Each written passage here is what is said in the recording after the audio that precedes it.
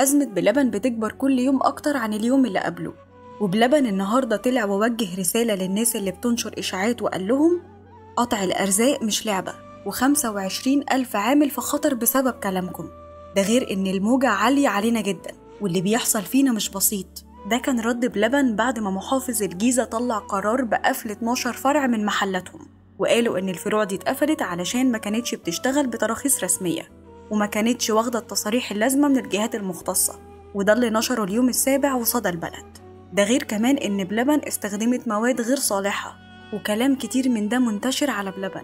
بس النهاردة بلبن نزلوا على حساباتهم الرسمية رد مطول بيشرحوا فيه اللي حصل بالتفصيل، وبيأكدوا إن الغلق اللي حصل لفروع بلبن الأيام اللي فاتت في مصر ملهوش أي علاقة بحالات تسمم، ولا في أي بلاغ طبي رسمي حصل، ولا أي تقرير من جهة موثوقة بيقول إن الناس دي اتسممت بسبب منتجاتنا. وقالوا إن الغلق إداري، يعني شوية حاجات تنظيمية كده، وبيتعاملوا مع الموضوع بكل احترام وشفافية. وقالوا بالنص إن اللي مزعلهم فعلا هو الموجة الكبيرة من الكلام اللي طلع حواليهم، وإن في تركيز غريب مش مفهوم، وإن في كتير من الناس بتسألهم نفس السؤال اللي هم نفسهم مش عارفين يجاوبوا عليه، والسؤال ده هو ليه؟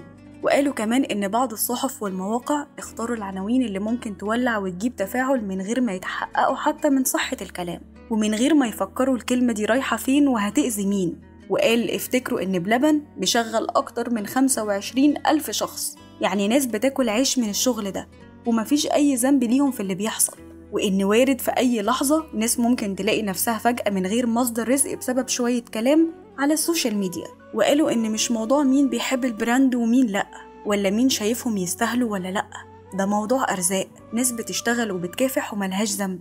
فبالله عليكم خلي عندكم شوية رحمة في الكلام، وفكروا قبل ما تنقلوا أو تفسروا أي شيء غلط، وإن قطع الأرزاق مش لعبة، وما ينفعش يكون تمنه إن حد يركب ترند أو يجمع شوية لايكس. وده كان ملخص سريع في اللي حصل مع بلبن.